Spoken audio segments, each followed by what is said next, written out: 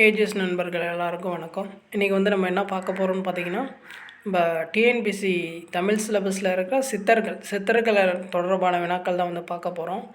இது பார்த்திங்கன்னா நம்ம நியூ புக்ஸில் வந்து இருக்காது.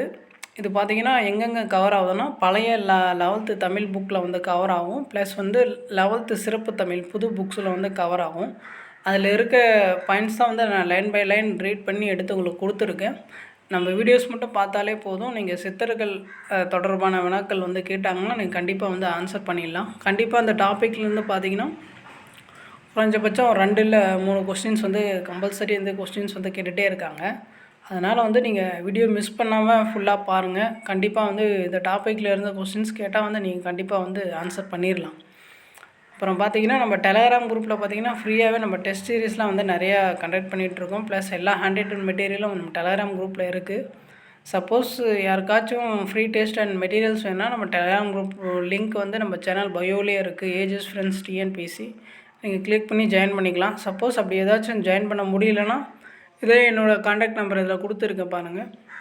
நம்பருக்கு டெலகிராமில் எனக்கு ஒரு ஹாய்னு ஒரு டெலகிராம் ஒரு வாட்ஸ்அப் ஹாய்னு எனக்கு ஒரு மெசேஜ் அனுப்பி நீங்கள் இதேமாரி நான் குரூப்பில் ஜாயின் பண்ணணும்னு சொன்னீங்கன்னா நான் உங்களுக்கு குரூப்பில் ஆட் பண்ணி விட்ருவேன். நீங்கள் வந்து ஜாயின் பண்ணி ஃப்ரீயாக டெஸ்ட் வந்து ப்ராக்டிஸ் பண்ணிக்கலாம். ப்ளஸ் வந்து மெட்டீரியல்ஸ் வந்து டவுன்லோட் பண்ணி படிச்சுக்கலாம். சரி வாங்க கொஷின்ஸ் பார்க்கலாம். இது பார்த்திங்கன்னா ஃபஸ்ட்டு வந்து நான் 11th பழைய தமிழில் இருக்க சித்தர்கள் ரிலேட்டடான கொஸ்டின்ஸ் கொடுத்துருக்கேன். ப்ளஸ் செகண்ட் வந்து 11th சிறப்பு தமிழில் இருக்க புது புக்கில் இருக்க கொஸ்டின்ஸ் வந்து கொடுத்துருக்கேன். நீங்கள் இதை மட்டும் படித்தாலே போதும். அப்புறம் இந்த சித்தர்கள் ரிலேட்டடான பிடிஎஃப் பார்த்திங்கன்னா நம்ம டெலகிராம் குரூப்லேயே இருக்கும். நீங்கள் வேணும்னா கூட டவுன்லோட் பண்ணிக்கலாம். சரி வாங்க கொஸ்டின்ஸ் பார்க்கலாம். ஃபஸ்ட்டு பாருங்கள், சித்தத்தை வென்று சித்து என்னும் பேரினை பெற்றவர்கள் வந்து சித்தர்கள். அடுத்த வருஷம் பாருங்கள், சித்தர்களை நிறைமொழி மாந்தர்கள் என கூறும் நூல்கள். தொல்காப்பியும் திருக்குறளும். கரெக்டாக பார்த்துக்கோங்க. சித்தர்களை நிறைமொழி மாந்தர்கள் என கூறும் நூல்கள் வந்து தொல்காப்பியும் திருக்குறளும். இந்த 2 நூல்களும் தான். இதில் இருக்கிற கொஸ்டின்ஸ்லாம் பார்த்திங்கன்னா ஆல்ரெடி டிஎன்பிஎஸ்சி எக்ஸாம்ஸில் வந்து நிறைய கேட்டிருக்காங்க. கம்பல்சரி நீங்கள் வந்து இதை படிச்சிருங்க. அடுத்து பாருங்கள், சிலப்பதிகாரத்தில் சித்தன் என்னும் சொல் இடம்பெறும் காதை நடுகான் காதை. கரெக்டாக பார்த்துக்கோங்க. எந்த காதைன்னு? நாடுகான் காதை.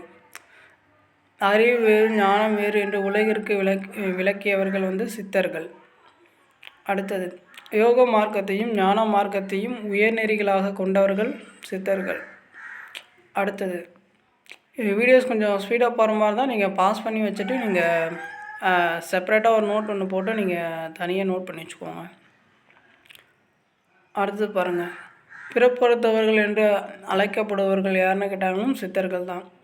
அடுத்தது, மனமது செம்மையானால் மந்திரம் சபிக்க வேண்டாம். இது வந்து யாரை சொன்னாங்கன்னா அகத்தியர் தான் சொல்லியிருப்பார். அகத்தியரோட நானும். அடுத்தது, சித்தர்கள் என்பதன் பொருள்.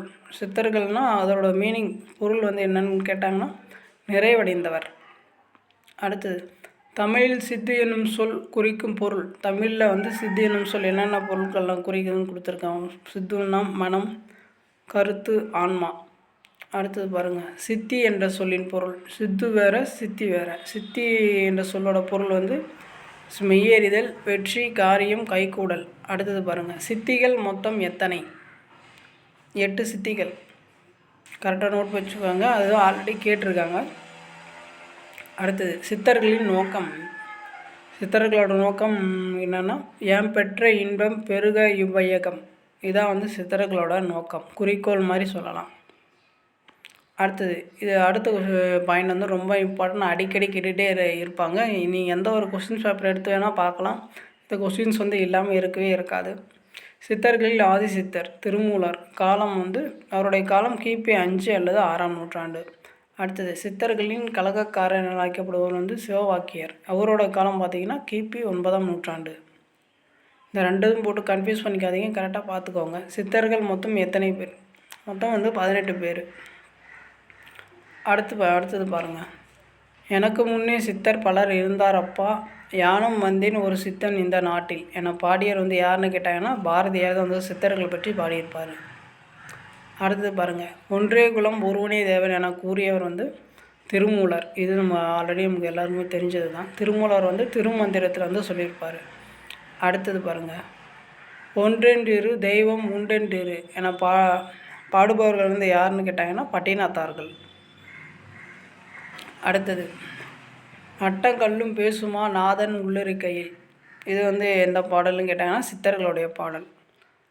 அடுத்தது பாருங்கள், ஞானத்தின் மிக்க அறநெறி நாடில்லை என கூறும் நூல் திருமந்திரம். கரெக்டாக நோட் பண்ணி வச்சுக்கோங்க. ஞானத்தின் மிக்க அறநெறி நாட்டில்லை என கூறும் நூல் வந்து திருமந்திரம். அடுத்தது பாருங்கள், தன்னை அறிந்த நிலையில் ஆன்மா தானே தனக்கு தலைவனாய் நிற்கும் என்பது யாருடைய வாக்கு? இது வந்து திருமூலருடைய வாக்கு. அடுத்த வருஷம் பாருங்கள், நாடநாத அமிர்தம் உண்டு நான் அழிந்து நின்ற நாள் என பாடியவர் யாருன்னு கேட்டாங்கன்னா சிவவாக்கியர். அடுத்தது பாருங்கள், சித்தர்கள் பாடல் என்றால் நினைவுக்கு வருவது அவர்களின் சமூக உணர்வு. இதுவும் ப்ரீவியஸ் இயரில் கேட்ட கொஸ்டின்ஸ் தான். சித்தர்களை வந்து கிளர்ச்சியாளர்கள் என்று கூறியவர் யாருன்னு கேட்டாங்கன்னா கைலாஸ் சபதி அவர் தான் வந்து சொல்லியிருப்பார். அடுத்தது ஜாதி பேதம் போதுகின்ற தன்மை என்ன தன்மையோ என பாடியவர் வந்து சிவவாக்கியர். அந்த சிவவாக்கியரும் திருமூலரையும் போட்டு கன்ஃபியூஸ் பண்ணிக்காதீங்க, கரெக்டாக வந்து அதை பார்த்துக்கோங்க. அடுத்தது ஜாதி பிரிவினிலேயே தீயை மூட்டுவோம் என பாடியவர் வந்து பாம்பாட்டி சித்தர். அடுத்தது பாருங்கள், ஆதி கபிலர் சொன்ன ஆகமத்தின் சொற்படியே ஜாதி வகை இல்லாமல் சஞ்சரிப்பது எக்காலம் என பாடியவர் யாருன்னு கேட்டாங்கன்னா பத்திரகிரியார் அவர் தான் வந்து பாடியிருப்பார். அடுத்தது ரசவாதிகள் என்று அழைக்கப்படுவார்கள். தமிழ்நாட்டின் ரசவாதிகள் என்று அழைக்கப்படுவர்கள் யாருன்னு கேட்டாங்கன்னா சித்தர்கள். நம்ம சித்திகள் மொத்தம் 8ன்னு பார்த்தோம் இல்லையா, அதை வந்து அட்டம சித்திகள்னு சொல்லுவாங்க. அட்டம சித்திகள் வந்து 8. அந்த 8 அட்டம சித்திகள் ப்ளஸ் அதோட மீனிங்ஸ் என்னென்னு கொடுத்துருக்கேன், அதுக்கு நல்லா பார்த்துக்கோங்க. அனிமான்னா அதோட மீனிங்ஸ் வந்து அதோட பொருள் வந்து என்னென்னு பாருங்கள். அணுவை போல சிரித்து நிற்கும் ஆற்றல். அடுத்தது மகிமா, வரையறையற்று விரிந்து படரும் ஆற்றல் தான் மகிமான்னு சொல்லுவாங்க. அது காற்றில் மிதக்கும் ஆற்றலை வந்து லகிமான்னு சொல்லுவாங்க. எங்கும் வியாபித்திருக்கும் ஆற்றலை வந்து கரிமா அப்படின்னு சொல்லுவாங்க. அடுத்தது இயற்கை தடைகளை கடக்கும் ஆற்றலை வந்து பிராகாமியம் அப்படின்னு சொல்லுவாங்க. அடுத்து வந்து படைக்கவும் அடக்கவும் கொண்ட ஆற்றல் வந்து விசத்துவம் அப்படின்னு சொல்லுவாங்க. அடுத்தது வந்து உலக படைப்புகளை எல்லாம் அடக்கி ஆளும் ஆற்றலை வந்து வசித்துவம் அப்படின்னு சொல்லுவாங்க. விரும்பியதை முடிக்கும் ஆற்றலை வந்து வசாயித்வம் அப்படின்னு சொல்லுவாங்க. அடுத்து கரெக்டாக பார்த்துக்கோங்க, இந்த அட்டம சித்திகள் அந்த 8ம் அதோட மீனிங்ஸும் பார்த்துக்கோங்க. இது அவ்வளோ கேட்க மாட்டாங்க, ஜஸ்ட் ஒன்ஸ் நீங்கள் சும்மா பார்த்துக்கோங்க. அடுத்தது தாழ்ந்த உலோகத்தை தங்கமாக மாற்றுபவர்கள் தான் ரசவாதி அப்படின்னு சொல்லுவாங்க. அதுதான் வந்து தமிழ்நாட்டின் ரசவாதியை வந்து சித்தர்கள்னு சொல்லுவாங்க. ரசவாதிகள்னா யாருன்னு தெரிஞ்சுக்கோங்க. அதாவது தாழ்ந்த உலோகத்தை தங்கமாக மாற்றுபவர்கள் தான் ரசவாதின்னு சொல்லுவாங்க. அடுத்தது பாருங்கள், இது வந்து நமக்கு தெரிஞ்சது தான். உடம்பை வளர்த்தேன் உயிர் வளர்த்தேனே உள்ளம் பெருங்கோயில் ஊனுடம்பு ஆலயம். இந்த பாடல் வந்து எந்த நூலில் இடம்பெற்றிருக்குன்னா திருமந்திரத்தில் வந்து இடம்பெற்றிருக்கு. இதோட ஆசிரியர் திருமந்திரத்தோட ஆசிரியர் வந்து திருமூலர். அடுத்தது இந்த பாட்டோட லைனும் கொடுத்து ஆல்ரெடி எக்ஸாம்ஸில் கேட்டிருக்காங்க, நல்லா பார்த்துக்கோங்க.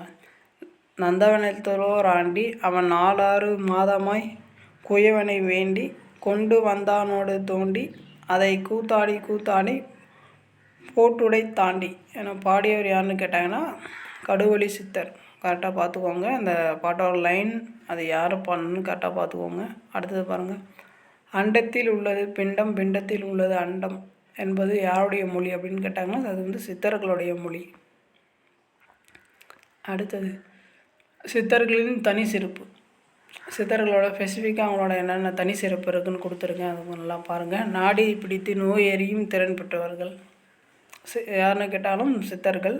அப்புறம் வந்து மருந்து தயாரிக்கும் வேதியியல் கூறு அறிந்தவர்கள் யாருன்னு கேட்டாலும் சித்தர்கள். சித்த மருத்துவம் தோன்ற காரணமாக இருந்தவரும் சித்தர்கள் தான். இந்த 3 பாயிண்ட்டும் பார்த்துக்குவோம். இது சித்தர்களோட தனி சிறப்பு என்னன்னு கேட்டாங்கன்னா சப்போஸ் வந்து கேட்குறது நிறைய சான்சஸ் இருக்குது. இப்போ நாடி பிடித்து நோய் அறியும் தன்மை பெற்றவர்கள் யாருன்னு கேட்டாங்கன்னா சித்தர்கள். அடுத்த பாயிண்ட் ரொம்ப இம்பார்ட்டன்ட், அது வந்து நல்லா பார்த்துக்கோங்க. சித்தர்களின் பாடல்கள் குழு உக்குறிகளாகவே அமைந்து இருக்கும். யோகம், தந்திரம், மருத்துவம் ஆகிய மூன்றும் அறிந்தவர்களால் புரிந்து கொள்ள முடியும். சித்தர்கள் பாடல்கள் வந்து எப்படி இருக்குன்னா குழு உக்குறிகளாக தான் இருக்கும். அதை வந்து யார் வந்து தெரிஞ்சுக்க முடியும்னா யோகம், தந்திரம், மருத்துவம் ஆகிய இந்த மூன்றும் தெரிஞ்சவங்களால் மட்டும்தான் அதோடய மீனிங்ஸ் வந்து புரிஞ்சுக்க முடியும் அப்படின்னு சொல்கிறாங்க. அடுத்தது பாருங்கள். அடுத்த பாயிண்ட்டும் வந்து ஆல்ரெடி எக்ஸாம்ஸில் கேட்டிருக்காங்க. மாங்காய்ப்பால் என்பது எதனை குறிக்கும்? இந்த மாங்காய்ப்பால் என்பது என்னன்னு கேட்டாங்கன்னா அது வந்து குழு உக்குறி. ஓகேங்களா? இப்போ மாங்காய்ப்பால் என்பது எதனை குறிக்கணும்? குண்டலினி சக்தியை உச்சியில் ஏற்றி அமுதம் உண்ணும். அதான் அதோட மீனிங்கு. கரெக்டாக பார்த்துக்கோங்க. அதோட பொருள், மாங்காய்ப்பாலோட பொருள் என்னன்னு கேட்டாங்கன்னா குண்டலினி சக்தியை உச்சியில் ஏற்றி அமுதமும் உண்ணும். அதான் வந்து அதோட பொருள். கரெக்டாக பார்த்துக்கோங்க. அடுத்தது பாருங்கள். தன்னை அறிந்து இன்பமுற வெண்ணிலவே, ஒரு தந்திரம் நீ சொல்ல வேண்டும் வெண்ணிலவே, நாதர்முடி மேலிருந்து வெண்ணிலவே, அங்கே நானும் வர வேண்டுகின்றேன் வெண்ணிலவே என பாடியவர் யாருன்னு கேட்டாங்கன்னா வள்ளலார். அவர் தான் பாடியிருப்பார். அடுத்து வந்து தமிழ் மொழியின் அறிவு பெட்டகம் என்னன்னு கேட்டாங்கன்னா சித்தர்களுடைய பாடல்கள் வந்து தமிழ் மொழியின் அறிவு பெட்டகம் அப்படின்னு சொல்கிறாங்க. அடுத்தது முப்பெரும் ஞானியார் அடி யாருன்னு கேட்டாங்கன்னா வள்ளலார், தாயுமானவர், பாரதியார். இவங்க 3 பேரும் முப்பெரும் ஞானியர்னு சொல்லுவாங்க. அவ்வளோதான். இதுக்கு முன்னாடி பார்த்ததெல்லாம் பார்த்திங்கன்னா 11th பழைய தமிழில் இருந்த சித்தர்கள் தொடர்பான அந்த பாடத்திலேருந்து கொடுத்துருந்தேன். அதுக்கப்புறம் பார்த்திங்கன்னா இப்போ 11th சிறப்பு தமிழ் புக்கில் பார்த்திங்கன்னா சித்தர்கள் பாடல்கள்னு சொல்லிட்டு ஒரு டாபிக் இருக்கும். அதில் இருக்க பாயிண்ட்ஸ் தான் வந்து கொடுத்துருக்கேன். மேக்ஸிமம் வந்து 11th சிறப்பு தமிழ் கேட்குறதுக்கு எனக்கு சான்சஸ் இருக்குது. நல்லா பார்த்துக்கோங்க. சித்து என்னும் சொல் குறிக்கும் பொருள் அறிவு. சித்தர்கள்னால் அறிவுடையவர்கள். சித்தர்கள் என்ற சொல்லு குறிக்கும் பொருள் வந்து அறிவுடையோர். அடுத்தது சடங்கு, சம்பிரதாயங்கள், சமூக ஏற்றத்தாழ்வு ஆகியவற்றை எதிர்த்தது வந்து சித்தர் இலக்கியங்கள். சப்போஸ் கேட்கலாம், சித்தர் இலக்கியங்கள் வந்து எதெல்லாம் எதிர்த்தது, எதெல்லாம் ஆதரித்தது, அது மாதிரி கேட்கலாம். என்னென்னலாம் எதிர்த்திருக்கு அப்படின்னு பார்த்துக்கோங்க. சடங்குகள், சம்பிரதாயங்கள், சமூக ஏற்றத்தாழ்வுகள் இது எல்லாமே வந்து எதிர்த்தது. சித்தரோட இலக்கியங்கள்லாம் அதுக்கு எல்லாத்துக்கும் அகைன்ஸ்டாக தான் இருந்துச்சு. அடுத்த பாயிண்ட் ரொம்ப இம்பார்ட்டன்ட், நல்லா பார்த்துக்கோங்க. சித்தர்களின் குடை என்னன்னு கேட்டாங்கன்னா பிராணாயாமம்னா மூச்சு பயிற்சி. அடுத்து பாருங்கள். இந்த பாட்டு ப்ளஸ் அதோட ஆசிரியர் வந்து கரெக்டாக பார்த்துக்கோங்க. கண்ணுள் மணியை கருதியே பேரொளியை, விண்ணில் மணியை விளக்கொளியை போற்றீரோ, பாலிர் அவை போலும் பழித்தலும் அதுபோலும், நூலில் பொருள் போலும் நுண்பொருளை போற்றீரோ,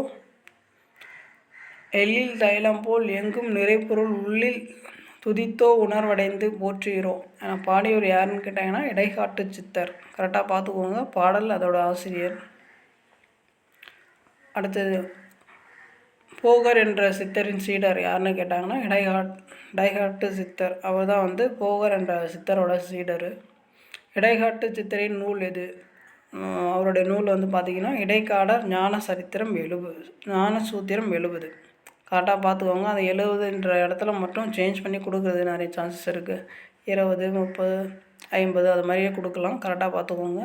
இடைக்காட்டு சித்தரின் நூல் என்னன்னு கேட்டாங்கன்னா இடைக்காடர் ஞான சூத்திரம் 70. அதான் அவருடைய நூல். அடுத்தது வந்து பாருங்கள்.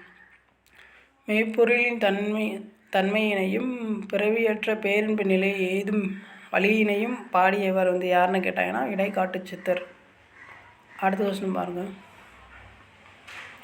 அடுத்த பாடலும் இதுவும் பாருங்கள். வெட்ட வெளி தன்னை மெய் என்று இருப்போர்க்கு பட்டயம் ஏது கடி குதும்பாய், மெய்ப்பொருள் கண்டு விளங்கும் மெய்ஞானிக்கும் கற்பங்கள் ஏது கடி குதும்பாய், முத்தமிழ் கற்று முயங்கும் மெய்ஞானிக்கும் சத்தங்கள் ஏது கடி குதும்பாய். இதை பாடியவன் யாருன்னு கேட்டாங்கன்னா குதும்பை சித்தர். அந்த பாட்டோட லைன்லேயே குதும்பைன்னு இருக்குது. சப்போஸ் அவங்க கொஸ்டின்ஸ் கேட்டாங்கன்னா அந்த குதும்பையை எடுத்துகிட்டு தான் கேட்பாங்க. இந்த குதும்பை வந்து என்னன்னு கேட்டாங்கன்னா மகடவு. அது வந்து கரெக்டாக பார்த்துக்கோங்க. இப்போ குதும்பை என்பது என்னன்ற மாதிரி கேட்கலாம். மகடவு ஆப்ஷனில் கொடுக்கலாம், மருவு கொடுக்கலாம். அப்புறம் குழுவுக்குரிய அதுமாரி ஆப்ஷன்ஸ் எல்லாம் கொடுக்கலாம். அதுக்கான ஆன்சர் என்ன கரெக்டான ஆன்சர் பார்த்துக்கோங்க. மகடூ குதும்பை. இல்லைனா கொஷின்ஸ் அப்படி கூட கேட்கலாம். மகடூ நிலையில் அமைந்த பாடல்களை பாடியவர் யாருன்னு அதுமாரியும் கேட்கலாம். குதும்பை சித்தர் கரெக்டாக பார்த்துக்கோங்க. யாருடைய பாடல்கள் சித்தர்களின் இயல்புகளை பேசுகிறது அப்படின்னு கேட்டாங்கன்னா குதும்பை சித்தர். அவ்வளோதான். சித்தர்கள் தொடர்பான வினாக்கள் அவ்வளோதான். 11th பழைய புக்லேயும் ப்ளஸ் 11th நியூ புக் சிறப்பு தமிழ் புக்கில் இருக்க பாயிண்ட்ஸ் எல்லாமே கொடுத்துட்டேன். இந்த பிடிஎஃப் பார்த்தீங்கன்னா நம்ம டெலகிராம் குரூப்பில் இருக்கும், நீங்கள் டவுன்லோட் பண்ணிக்கலாம். ஏதாச்சும் டவுட்ஸ் ஏதாச்சும் ஃபீட்பேக்ஸ் இருந்துச்சுன்னா நீங்கள் கமெண்ட்ஸ் பண்ணலாம். அப்புறம் நம்ம டெலகிராம் குரூப்பில் பார்த்தீங்கன்னா group 1 group 2A free test batch யாருக்காச்சும் வேணும்னா நீங்கள் ஃப்ரீயாக ஜாயின் பண்ணி ப்ராக்டிஸ் பண்ணிக்கலாம்.